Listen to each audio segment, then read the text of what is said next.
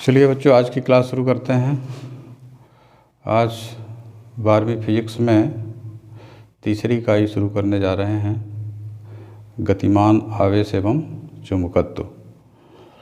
इस यूनिट से कुल 8 नंबर के प्रश्न आने हैं, जिसमें 3 वस्तुनिष्ठ प्रश्न होंगे, एक 2 अंक का होगा और एक 3 अंक का होगा। तो इस तरह से इसका ब्लूप्रिंट है, इसके हिसाब से तैयारी कीजिए और प्रश्न बैंक के जितने प्रश्न दिए गए हैं उन सबको बार बार अभ्यास करके अच्छी तरह से तैयार कर लीजिए। तो आइए सबसे पहले वस्तुनिष्ठ प्रश्न देखते हैं। बोर्ड के प्रश्न बैंक में जितने प्रश्न आए हैं, दिए गए हैं, उनको देखते हैं। इसमें पहला प्रश्न है, एक गतिमान आवेश उत्पन्न करता है।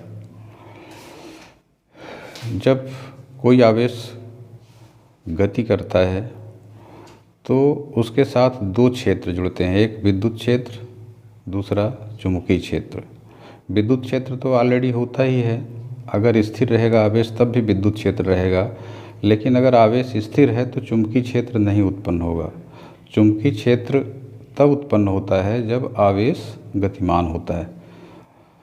आपने धारा के चुंबकीय प्रभाव में पढ़ा होगा, ऑस्टर ने पहली बार ये ज्ञात किया था कि जब किसी तार में धारा बहती है तो उसके आसपास चुंबकीय क्षेत्र उत्पन्न हो जाता है।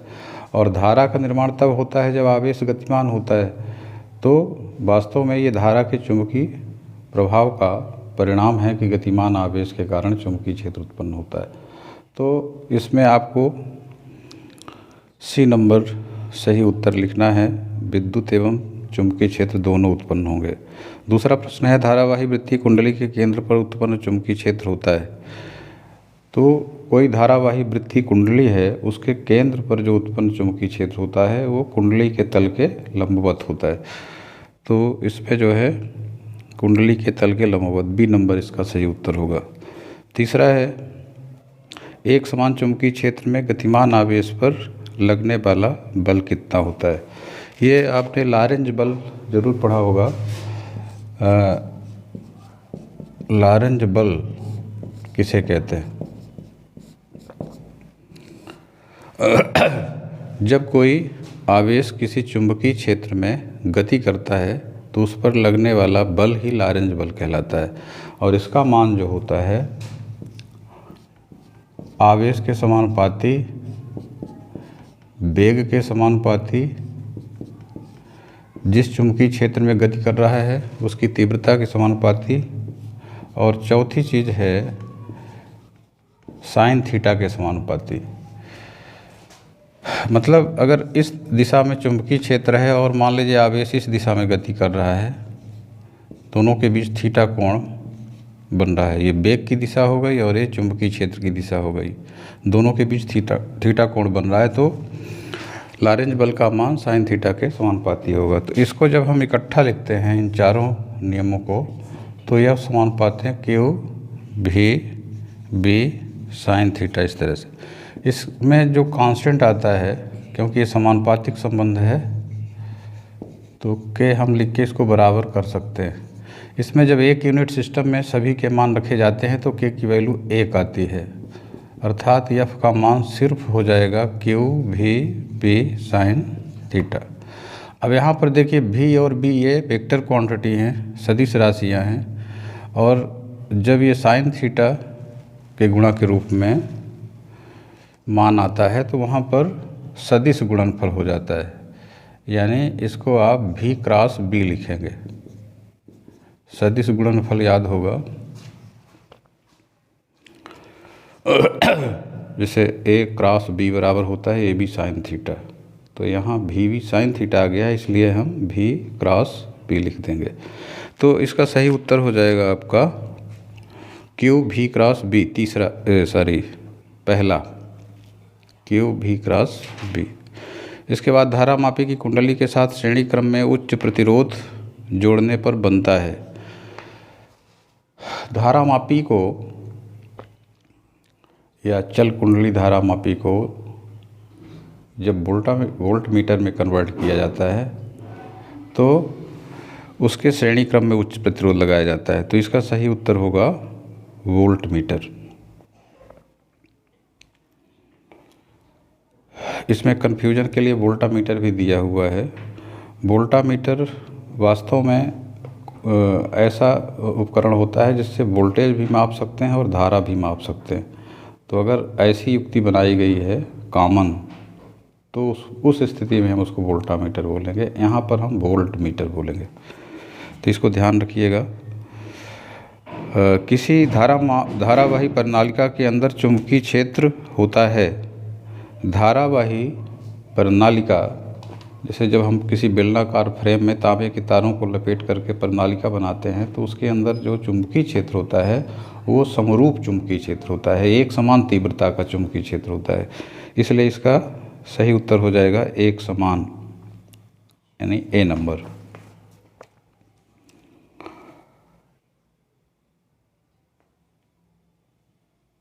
और छठवां प्रश्न है, एक आवेशित कण समचुंबकीय क्षेत्र में इसके समानांतर प्रवेश करता है तो कण का पथ कैसा होगा। एक आवेशित कण अगर एक समान चुंबकीय क्षेत्र में इसके समानांतर प्रवेश करेगा, तो जब समानांतर प्रवेश करेगा तो उस पर कोई बल नहीं लगेगा। उस स्थिति में उसका जो पथ है वो सरल रेखीय होगा। तो इसका भी उत्तर ए नंबर ही होगा, सरल रेखा। ठीक है, तो ये विकल्पीय प्रश्न हो गए। इसके बाद रिक्त स्थानों की पूर्ति कीजिए। एक समान चुंबकीय क्षेत्र में लटके धारावाही लूप पर लगने वाला बल आघूर्ण अधिकतम होता है, जबकि लूप का तल चुंबकीय क्षेत्र के खाली स्थान होता है। तो इसमें लूप पर जो लगने वाला आघूर्ण है, बल युग्म आघूर्ण, वो सबसे अधिक तब होता है जब लूप का तल चुंबकीय क्षेत्र के लंबवत होता है। और दूसरा है, एक आदर्श आमीटर का प्रतिरोध। आदर्श आमीटर बनाने के लिए हम जो चल कुंडली धारा मापी होता है उसके श्रेणी क्रम में उसके समानांतर क्रम में अल्प प्रतिरोध लगाते हैं। ठीक है ना, जैसे वोल्ट मीटर बनाने के लिए हम श्रेणी क्रम में उच्च प्रतिरोध लगाते हैं, उसी तरह आमीटर बनाने के लिए समानांतर क्रम में अल्प प्रतिरोध लगाया जाता है। और आदर्श तब होता है जब शून्य प्रतिरोध उसमें हो, लेकिन व्यवहार में ये संभव नहीं होता। लेकिन आदर्श आमीटर अगर हमें बनाना है तो उसके समानांतर क्रम में हमें शून्य प्रतिरोध लगाना होगा। और इसी तरह से अगर आदर्श वोल्ट मीटर बनाना है तो उसके श्रेणी क्रम में अनंत प्रतिरोध लगाना होता है। तो ये दोनों प्रश्न एक साथ दिए हुए हैं। शंट को हमेशा किस क्रम में जोड़ा जाता है। शंट क्या होता है, अभी इसको हम डिटेल में आगे बताएंगे। धारा मापी को सुरक्षित रखने के लिए उसके समानांतर क्रम में अल्प मान का प्रतिरोध लगाया जाता है, जिससे धारा का अधिकांश भाग शंट से गुजर जाए और धारा मापी हमारा सुरक्षित रहे, उसकी कुंडली सुरक्षित रहे। तो उसको हमेशा समानांतर क्रम में लगाया जाता है। तो ये आप ध्यान में रखेंगे। पांचवा है, चुंबकीय क्षेत्र में गतिमान आवेश पर लगने वाले बल को क्या कहते हैं। इसको हमने बता दिया, लॉरेंज बल कहते हैं। इसके बाद एक शब्द में उत्तर देना है या एक वाक्य में उत्तर देना है। चुंबकीय क्षेत्र की तीव्रता का एसआई मात्रक लिखिए। तो चुंबकीय क्षेत्र की तीव्रता का एसआई मात्रक टेस्ला होता है, या वेबर प्रति मीटर स्क्वायर भी होता है, इसी को टेस्ला कहते हैं। तो अगर मान लीजिए टेस्ला भूलता है तो वेबर प्रति मीटर स्क्वायर भी लिख सकते हैं। दूसरा है, दो समानांतर चालकों में एक ही दिशा में अगर धारा बहे तो उनके बीच लगने वाले बल की प्रकृति क्या होगी। ये धारा के चुंबकीय प्रभाव पर ही आधारित है ये घटना।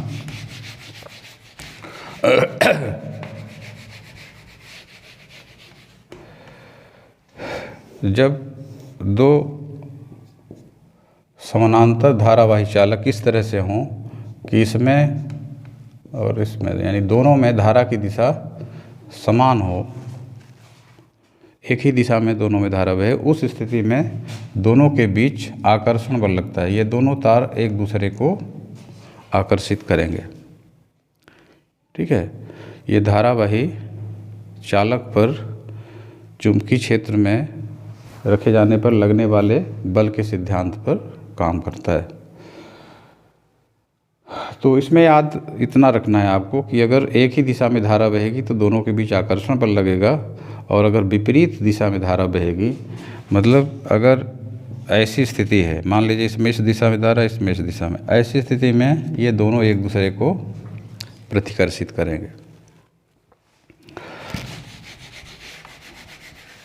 तो इसमें आपको लिखना है कि लगने वाले बल की प्रकृति आकर्षण बल की होगी। तीसरा है धारावाही कुंडली के केंद्र पर चुंबकीय क्षेत्र का मान लिखिए। धारावाही कुंडली के केंद्र पर चुंबकीय क्षेत्र का मान, ये μ0 या Ni/2r होता है। ये लघुत्तरी प्रश्न में भी है, इसको और डिटेल में बताएंगे। अभी यहाँ सिर्फ इतना याद रखना है कि धारावाही कुंडली अगर r त्रिज्या की है और उसमें n फेरे हैं, ठीक है, तो उसके केंद्र पर जो चुंबकीय क्षेत्र की तीव्रता उत्पन्न होगी उसका मान μ0 या Ni/2r होगा।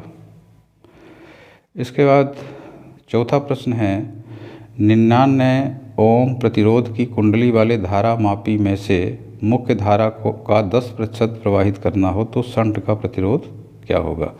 ये शंट के सिद्धांत पर आधारित प्रश्न है। अगर हम थोड़ा सा शंट का सिद्धांत बता दें तो ये अच्छे से समझ में आ जाएगा। वैसे ये एक लाइन का सवाल है, ये भी एक इम्पॉर्टेंट क्वेश्चन है, यद्यपि ये दिया नहीं है आपके प्रश्न बैंक में, लेकिन थोड़ा सा इसको समझना ज़रूरी है। जैसे मान लीजिए कि ये आपका गैल्वेनोमीटर हो गया, ये किसी परिपथ में I धारा बह रही है, इसको ये नापना चाहता है। अब इसको सुरक्षित रखने के लिए यहाँ हम ऐसे समानांतर क्रम में शंट लगाते हैं। मान लीजिए यस प्रतिरोध का शंट लगा हुआ है। अब यहाँ पर धारा का अधिकांश भाग ये शंट से गुजरता है, जिसको हम IS लिखते हैं, और धारा का थोड़ा सा भाग गैल्वेनोमीटर से गुजरता है, जिसको हम IG लिखते हैं। ठीक है। यहाँ पर हम ये मान के चलते हैं कि मुख्य धारा का n भाग गैल्वेनोमीटर से गुजरता है और शेष n-1 भाग शंट से गुजरता है। ठीक है ना। जैसे सवाल में कह रहा है 10% गैल्वेनोमीटर से गुजारना है। 10% का मतलब 10/100 बराबर 1/10, यानी 10वां भाग। यानी जितनी धारा है उसके अगर हम 10 भाग करें तो 1 भाग धारा मापी से गुजरेगा और 9 भाग शंट से गुजरेगा। ऐसी स्थिति तो जनरल फार्मूला बनाने के लिए हम IG/I को क्या मानते हैं, 1/n। अब देखिए शंट का सिद्धांत कैसे निकलता है। इन दोनों के बीच हम गैल्वेनोमीटर भी लगाए हैं और शंट भी लगाए हैं, तो विभवांतर दोनों का समान होगा। तो गैल्वेनोमीटर का अगर हम प्रतिरोध G मान ले, कैपिटल G ही उसका प्रतिरोध मान लेते हैं, तो विभवांतर क्या होगा, IG/G, धारा गुणे प्रतिरोध, और शंट का विभवांतर IS/S। ठीक है। V बराबर IR होता है ना, ओम का नियम यही ना है, V बराबर IR। उससे तो ये गैल्वेनोमीटर का विभवांतर और ये शंट का विभवांतर, और चूंकि एक ही बिंदुओं के बीच जुड़े हुए हैं इसलिए ये दोनों बराबर होंगे। अब यहाँ देखिए ये मुख्य धारा I है, तो I जो है ये बराबर होगा IG+IS। IG का मान अगर हम निकालें तो ये I-IS होगा। ठीक है। IG का मान निकालेंगे तो I-IS, ये समझ में आ गया ना। अब ये मान यहाँ रख दीजिए IG की जगह। कुछ भी इनकी नंबरिंग आप कर सकते हैं अपने हिसाब से, रटने की ज़रूरत नहीं है। ये 3 से IG का मान 2 में रख दीजिए, तो I-IS इंटू G बराबर IS। ठीक है। अब ये I into G minus I S into G बराबर आई एस इंटू एस। यहाँ पर एक्चुअली हमें आई एस का मान रखना है, ये गड़बड़ हो गया। आई एस का मान निकालेंगे तो आई माइनस आई जी होगा, तो आई माइनस, ये गड़बड़ हो गया। हमको क्या करना है, आई जी जी ये यथावत रहेगा, आई एस की जगह हमें रख देना है आई minus I G into S. अब सही है। अब क्या करेंगे,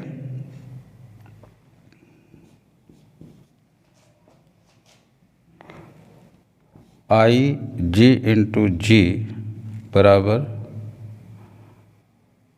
आई S minus I G into S. ठीक है, आई एस हो गया minus I G into S. अब ये आई जी का पद एक साथ अगर हम करें तो आई जी ये इधर आ जाएगा तो प्लस हो जाएगा ना, तो आई जी इंटू जी प्लस एस बराबर हो जाएगा आई, इसको चाहे कैपिटल लिखें चाहे स्मॉल लिखें, इससे फ़र्क नहीं पड़ता, आई एस। ठीक है, तो आई जी बटे आई जी बटे आई बराबर एस बटे जी प्लस एस। एक ये सूत्र निकलता है, यानी आई जी बटे आई का मान क्या होगा, एस बटे जी प्लस एस। अब यहाँ पर आई जी बटे आई का मान हम क्या मान के चल रहे हैं, एक बटे एन, तो यही हम रख देंगे, आई जी बटे आई की जगह लिख देंगे एक बटे एन बराबर एस बटे जी प्लस एस। तो यह गुणा करेंगे तो ये यानी एस बराबर जी प्लस एस, यानी एस माइनस एस बराबर जी, एस कॉमन ले लेंगे तो N minus one equal to G, तो एस बराबर क्या आ जाएगा, जी बटे एन माइनस वन। ये आपका शंट का सिद्धांत है, यानी शंट का प्रतिरोध बराबर होगा गैल्वेनोमीटर का प्रतिरोध बटे एन माइनस वन। अब ये जो सवाल है इसी सूत्र से लगेगा।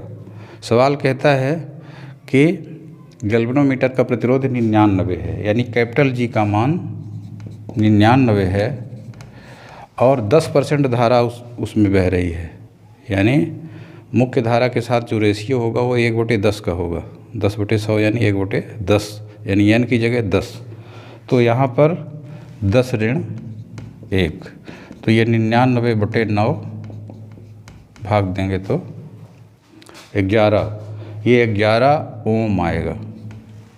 ठीक है, तो इस स्थिति में शंट का प्रतिरोध कितना हो जाएगा, 11 ओम। पांचवा प्रश्न है, धारावाही विद्युत पाश के चुंबकीय आघूर्ण का सूत्र लिखिए। तो इसका जो सूत्र होता है,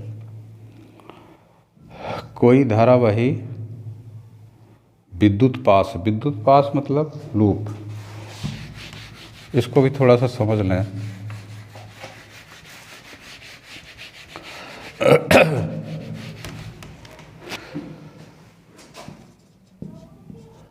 धारावाही पाश या लूप पर बल आघूर्ण,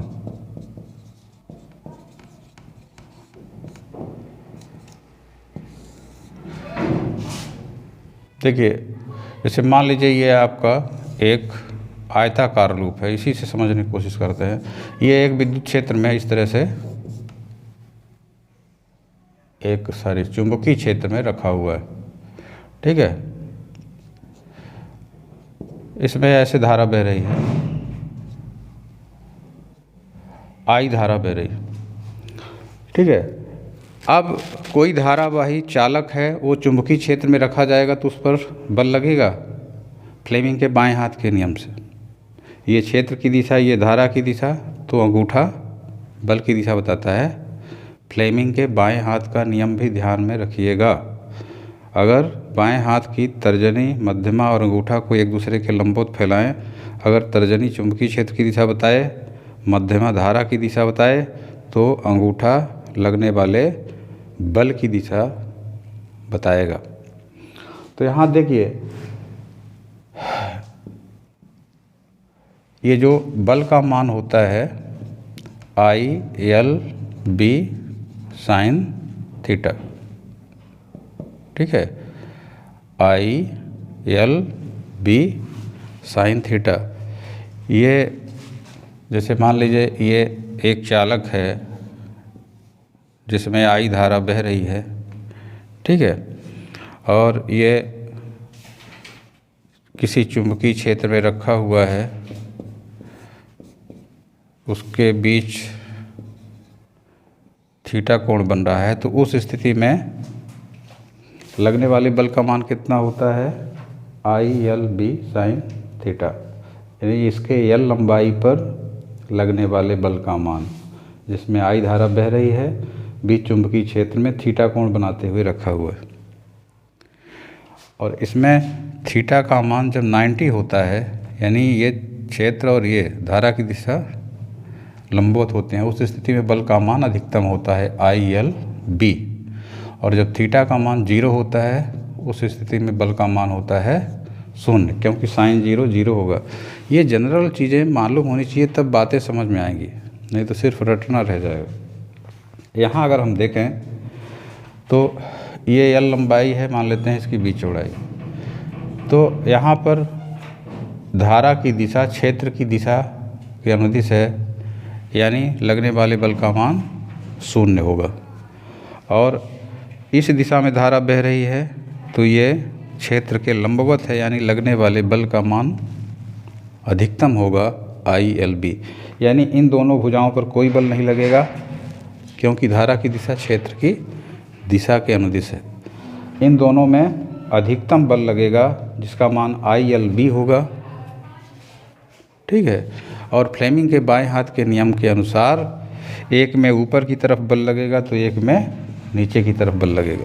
और जब इस तरह से दो बराबर बल एक दूसरे के विपरीत लगते हैं, तो ये बलीगुम कहलाता है, जो उसको घुमाने का प्रयास करता है। इसी को हम बल आघूर्ण कहते हैं। और बल आघूर्ण का मान कैसे निकलता है? बल का मान गुणे बलों के बीच की लंबवत दूरी। तो मान लीजिए ये आपका चुंबकीय क्षेत्र है। अब इस लूप को मान लीजिए किसी एंगल पर हम मान लीजिए इस तरह से। अब देखिए यहाँ पर ये जो यल लंबाई है उसको हम डिटेल में नहीं दिखा रहे हैं, ठीक है। इसमें जो है एक में ये बल एफ लग रहा है, एक में ये नीचे की तरफ लग रहा है, और ये जो दोनों बलों के बीच की दूरी है ये बी। तो यहाँ सिर्फ बी को हम दिखा रहे हैं। तो लंबवत दूरी क्या होगी? इसको इधर बढ़ाएं और ये लंब डालें तो ये लंब दूरी होगी। अब देखिए अगर ये थीटा कोण से घूमा है, ये कोण थीटा होगा, इसका मान बी साइन थीटा होगा। यानी दोनों बलों के बीच की लंबवत दूरी क्या होगी? बी साइन थीटा हो जाएगी। तो आघूर्ण कैसे निकलता है? टाउ बल और दोनों के बीच की लंबवत दूरी। तो यहाँ पर बल का मान देखिए ILB होगा और दूरी बी साइन थीटा होगी। अब इसमें करते क्या है कि IB ये L और B दोनों का गुणा कर देते हैं। ये L लंबाई और B चौड़ाई, ये क्या कहलाता है? लूप का क्षेत्रफल। तो I इसको A लिख देते हैं, शुरू में A लिख देते हैं, B बाद में लिखते हैं, फिर साइन थीटा। ये अगर एक फेरे का लूप है तो IAB साइन थीटा होगा। और अगर n फेरे हैं, फेरों की संख्या अगर n है तो आघूर्ण का मान हो जाएगा NIAB साइन थीटा, ठीक है। तो इस प्रश्न में यही पूछा गया है, NIAB साइन थीटा धारावाही विद्युत पाश के चुंबकीय आघूर्ण का सूत्र लिखिए। ठीक है, आप समझ में आ गया होगा अच्छी तरह से ये सूत्र कहाँ से कैसे निकला है। इसके बाद छठवां प्रश्न है, द्रव्यमान स्पेक्ट्रोमीटर किसे कहते हैं? ये शायद ना पढ़ा हो आप लोगों ने। द्रव्यमान स्पेक्ट्रोमीटर एक ऐसा उपकरण होता है जिसके द्वारा हम आयनित कणों को डिटेक्ट करते हैं, यानी परमाणु आयनों को और अणु आयनों को हम उसके द्वारा उत्सर्जित प्रकाश के स्पेक्ट्रम के द्वारा हम उसको पहचानते हैं। तो ये जिस उपकरण के द्वारा ये काम किया जाता है उसी को हम द्रव्यमान स्पेक्ट्रोमीटर कहते हैं। तो संक्षेप में इसको ध्यान में रखना है। सातवां प्रश्न है, धारामापी की कुंडली के बीच में नरम लोहे का क्रोड क्यों रखा जाता है? धारा मापी की कुंडली के बीच, ये याद होगा जब हम धारा मापी का सिद्धांत पढ़ते हैं, वहाँ पर जो बीच में कुंडली होती है वो एक नरम लोहे के क्रोड के चारों ओर इस तरह से ऐसे रहती। एक सिरा इधर जाता है और ये दूसरा सिरा इधर आता है, फिर इसको यहाँ पे ऐसे एक चूल में टिका देते हैं, यहाँ पे ऐसे, ठीक है। ये पूरा चित्र में बनाएंगे। यहाँ पे एक स्प्रिंग भी लगी रहती है, यहाँ पर संकेतक लगा रहता है जो एक स्केल पर घूमता है, ठीक है, यहीं से जुड़ा रहता है। तो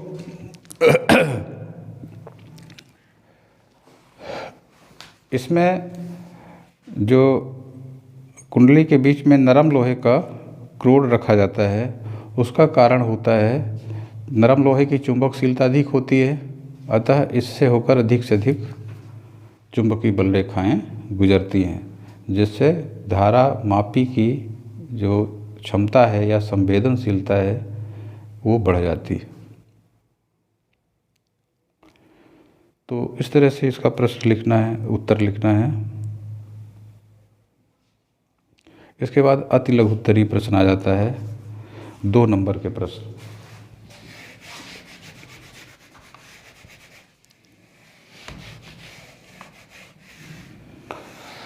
दो नंबर के प्रश्न में पहला प्रश्न दिया हुआ है, एम्पियर का परिपथीय नियम लिखिए।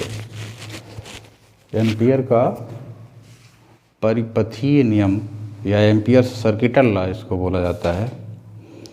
देखिए, ये धारा के चुंबकीय प्रभाव पर आधारित ये नियम है।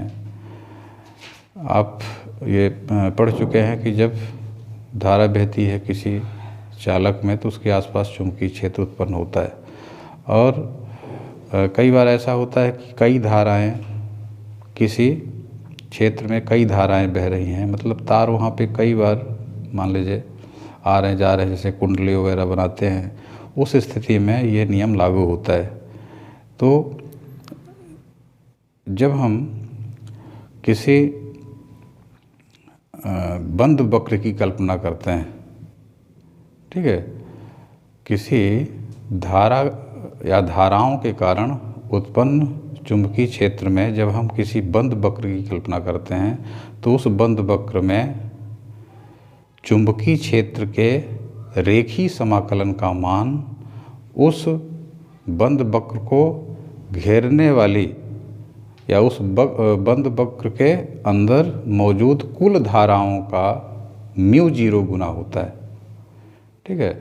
बंद वक्र पर निकाला गया चुंबकीय क्षेत्र का संपूर्ण रेखीय समाकलन उस बंद वक्र के अंदर उपस्थित कुल धाराओं का μ0 गुना होता है। यानी ये टोटल लाइन इंटीग्रल कहलाता है। B.dl इसको लिखते हैं, ठीक है, जहाँ B चुंबकीय क्षेत्र है।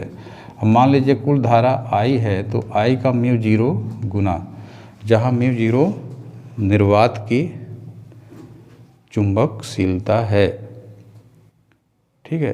तो आपको स्टेटमेंट भी लिखना है जो मैं बोल रहा हूँ, और इसके बाद आपको गणितीय रूप में ये सूत्र भी लिखना है। तो ये आपका हो जाएगा एम्पियर सर्किटल लॉ। इसके बाद दूसरा प्रश्न है 2 नंबर का, चुंबक संबंधी गाउस का नियम लिखिए। गाउस का नियम आपने विद्युत क्षेत्र और विद्युत फ्लक्स से संबंधित पढ़ा है, जिसमें गॉस ने ये बताया था, ठीक है, विद्युत के केस में कि किसी विद्युत क्षेत्र में बंद पृष्ठ से गुजरने वाले संपूर्ण विद्युत फ्लक्स का मान उसमें उसके अंदर मौजूद कुल आवेश का 1/ε0 गुना होता है। ठीक है, अब यहाँ पर देखिए यही नियम थोड़ा सा परिवर्तित हो जाता है। चुंबकीय क्षेत्र के संबंध में जो गॉस का नियम है वो ये कहता है कि किसी चुंबकीय क्षेत्र में बंद पृष्ठ से गुजरने वाले संपूर्ण चुंबकीय फ्लक्स का मान 0 होता है। ऐसा क्यों होता है? उसका कारण यह है कि चुंबकीय बल रेखाएं बंद वक्र बनाती हैं, तो किसी पृष्ठ से जितनी चुंबकीय बल रेखाएं बाहर निकलती हैं उतनी ही चुंबकीय बल रेखाएं उस पृष्ठ के अंदर आती भी हैं। तो बाहर जाने वाले चुंबकीय फ्लक्स को हम पॉजिटिव मानते हैं और अंदर आने वाले चुंबकीय फ्लक्स को नेगेटिव मानते हैं। ये नियम चलता है। तो जितना प्लस फ्लक्स होता है उतना ही माइनस फ्लक्स होता है। तो बंद वक्र के अंदर कुल जो चुंबकीय फ्लक्स होता है उससे रिलेटेड वो 0 हो जाता है। इसी को हम क्या लिखते हैं, B dot D S equal to 0। यहाँ पर ये टोटल सरफेस इंटीग्रल निकाला जाता है। ठीक है, इसमें सर्किटल लॉ में लाइन इंटीग्रल निकाला जाता है। ये लाइन इंटीग्रल होता है, यहाँ यल आप लिख सकते हैं। यहाँ पर ये सरफेस इंटीग्रल निकाला जाता है क्योंकि यहाँ ds लिखा हुआ है, इसलिए यहाँ पर s लिखेंगे।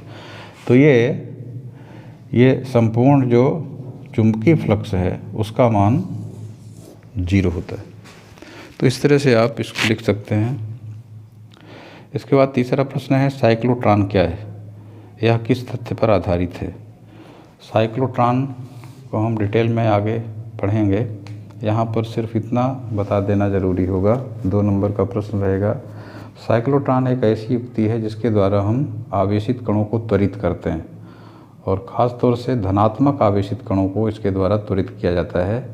धनात्मक आवेशित कण जैसे प्रोटॉन, अल्फा कण, ठीक है ना, इसके द्वारा हम त्वरित करते हैं। और इसके त्वरित करने का जो सिद्धांत है वो किसी आवेशित कण की जब किसी चुंबकीय क्षेत्र में गति होती है, ठीक है, तो उस पर एक बल लगता है। जब चुंबकीय क्षेत्र आवेश की गति की दिशा के लंबवत लगता है, उस स्थिति में लगने वाले बल की दिशा वेग की दिशा के लंबवत होती है और आवेशित कण की गति वृत्ताकार हो जाती है। तो साइक्लोट्रॉन में अब जब सिद्धांत इसका हम पूरा बताएंगे तो ज़्यादा समझ में आएगा। तो इसमें जो लॉरेंज बल होता है QV साइन थीटा, और यहाँ थीटा 90 होता है, तो अधिकतम बल QV होता है। ठीक है, F बराबर QV साइन थीटा। यहाँ पर थीटा 90 होता है, यानी V और B के बीच का जो डायरेक्शन होता है वो 90 का होता है। तो F QV ये इस बल के प्रभाव से वृत्तीय गति करता है आवेशित कण, और उसको त्वरित करने के लिए विद्युत क्षेत्र भी अप्लाई किया जाता है। ठीक है, विद्युत क्षेत्र के द्वारा वो त्वरित होता है और चुंबकीय क्षेत्र के द्वारा वृत्तीय गति करता है, और इस तरह से लगातार त्वरित होते होते उसका वेग बढ़ता जाता है, और एट लास्ट जितना हम उसको अधिकतम वेग देना चाहते हैं वो इसके द्वारा हम प्राप्त कर सकते हैं। तो इतना भाषण नहीं लिखना है जितना हमने समझाया है, आपको सिर्फ इतना लिखना है कि साइक्लोट्रॉन के द्वारा हम आवेशित कणों को, धनात्मक आवेशित कणों को त्वरित करते हैं, और इसका सिद्धांत है कि किसी आवेशित कण को जो हम चुंबकीय क्षेत्र में गति कराते हैं तो उस पर एक बल लगता है। अगर क्षेत्र की दिशा गति की दिशा के लंबवत है तो आवेशित कण की गति वृत्ताकार होती है। तो चुंबकीय क्षेत्र द्वारा इसकी गति वृत्ताकार करते हैं और विद्युत क्षेत्र के द्वारा हम इसको त्वरित करते हैं। तो इतना इसको लिखना है। अगर 3 नंबर का प्रश्न आएगा साइक्लोट्रॉन के बारे में तो इसको हम नेक्स्ट लेसन में डिटेल में बताएंगे। इसके बाद चौथा प्रश्न है, लॉरेंज बल के आधार पर चुंबकीय क्षेत्र के मात्रक को परिभाषित कीजिए। देखिए यहाँ पर चुंबकीय क्षेत्र की परिभाषा बनती है। एसआई सिस्टम में हमने बताया था टेस्ला चुंबकीय क्षेत्र की इकाई होती है। तो यहाँ पर बी का मान 1 कब होगा? यहाँ पर जब एफ, देखिए ये थीटा बराबर 90 की स्थिति में ही ये होता है। तो यहाँ पर क्यू का मान अगर 1 कूलाम हो, लगने वाले बल का मान 1 न्यूटन हो, ये 1 कूलाम, ये 1 न्यूटन, और जो वेग की दिशा है 1 मीटर पर सेकेंड हो, ठीक है, और ये लंबवत दिशा में गति करे, यानी एकांक ये जो बी का मान 1 टेस्ला कब होगा? जब 1 कूलाम का आवेश इसके लंबवत, ये 1 कूलाम का आवेश इसके लंबवत 1 मीटर पर सेकेंड के वेग से गति करे और इस पर लगने वाले बल की, देखिए इन दोनों के लंबवत बल लगेगा, तो लंबवत बल का मान जब 1 न्यूटन होगा तब हम उस क्षेत्र की तीव्रता को 1 टेस्ला मानेंगे। ठीक है, ऐसा इसको लिखना है कि सभी चीज़ें शामिल हो जाएं। ठीक है, 1 कूलाम का आवेश चुंबकीय क्षेत्र के लंबवत 1 मीटर प्रति सेकंड के वेग से गति करे और इन दोनों के लंबवत यदि 1 न्यूटन का बल लगे तो हम मानेंगे कि वहाँ उपस्थित चुंबकीय क्षेत्र 1 टेस्ला है। ठीक है, तो ये मेरे ख्याल समझ में आ गया होगा। इसके बाद चुंबकीय क्षेत्र रेखाओं के कोई 2 गुण लिखिए। तो ये जैसे विद्युत बल रेखाओं के गुण हैं उसी तरह से 4 गुण इसमें भी आते हैं। थोड़ा सा फर्क इसमें यह है कि चुंबकीय बल रेखाएं उत्तरी ध्रुव से निकल के दक्षिणी ध्रुव में समाप्त होती हैं चुंबक के बाहर, और चुंबक के अंदर दक्षिणी ध्रुव से उत्तरी ध्रुव में जाके समाप्त होती हैं। इस तरह से ये बंद वक्र बनाती हैं। दूसरा इसमें गुण है कि यदि हम चुंबकीय बल रेखाओं के किसी बिंदु पर स्पर्श रेखा खींचें तो स्पर्श रेखा की दिशा चुंबकीय क्षेत्र के तीव्रता की दिशा बताती है। तीसरा गुण है कि ये एक दूसरे को कभी नहीं काटती हैं। ठीक है, अगर काटेंगी तो वहाँ 2 तीव्रता की दिशा होगी जो संभव नहीं है। ठीक है, इसलिए ये नहीं काट सकती हैं। और चौथा है ये रेखाएं जहाँ घनी होती हैं चुंबकीय क्षेत्र की तीव्रता वहाँ अधिक होती है, और जहाँ पर विरल होती हैं वहाँ पर तीव्रता कम होती है। तो इस तरह से इसको आप कर लें। इसके बाद आमीटर और वोल्टामीटर में कोई 2 अंतर लिखिए, ये भी आपकी समझ में आ गया होगा। आमीटर की सहायता से हम धारा मापते हैं और वोल्टमीटर की सहायता से विभवांतर मापते हैं। आमीटर बनाने के लिए इसकी कुंडली के साथ हम समानांतर क्रम में अल्प प्रतिरोध लगाते हैं, और वोल्टमीटर बनाने के लिए धारा मापी के श्रेणी क्रम में हम उच्च प्रतिरोध लगाते हैं। और तीसरा अंतर क्या है? आमीटर को धारा मापते समय श्रेणी क्रम में जोड़ा जाता है और वोल्टमीटर को विभवांतर मापते समय सदैव समानांतर क्रम में जोड़ा जाता है। तो ये एक प्रश्न आप अच्छे ढंग से तैयार कर सकते हैं। और 2 नंबर का आखिरी प्रश्न है, चल कुंडली धारा मापी धारा मापी की कुंडली नरम लोहे के फ्रेम पर क्यों लपेटी जाती है? ठीक है, तो यहाँ पर नरम एक तो प्रश्न पहले भी आ चुका है जिसमें हम चुंबकीय क्षेत्र बढ़ाने के लिए करते हैं, और एक इसका उत्तर ये है कि नरम लोहे का क्रोड इसलिए उसमें लगाया जाता है जिससे रुद्ध दोलन हो। ठीक है, नरम लोहे में भंवर धारा उत्पन्न होती है जिसके कारण वो संकेतक को हिलने नहीं देती, यानी कुंडली जो है इस टाइप से कांपेगी नहीं, क्योंकि जैसे कांपेगी उसमें भंवर धारा उत्पन्न होगी जो उसके हिलने का विरोध करेगी। लेंज का नियम इसमें काम करता है। प्रत्यावर्ती धारा विद्युत चुंबकीय प्रेरण में शायद ये पढ़ा होगा, नहीं पढ़े होंगे तो इसको फिर से बताएंगे हम। तो रुद्ध दोलन उत्पन्न करने के लिए इतना आप याद रखेंगे कि रुद्ध दोलन उत्पन्न करने के लिए नरम लोहे का क्रोड रखा जाता है कुंडली के बीच। ठीक है, तो इतने प्रश्न आज कर लीजिए। 2 नंबर के सारे प्रश्न हो गए हैं। 3 नंबर के प्रश्न नेक्स्ट लेसन में हम कल बताएंगे। तब तक इसकी तैयारी करते रहिए। आज की क्लास यहीं समाप्त करते हैं।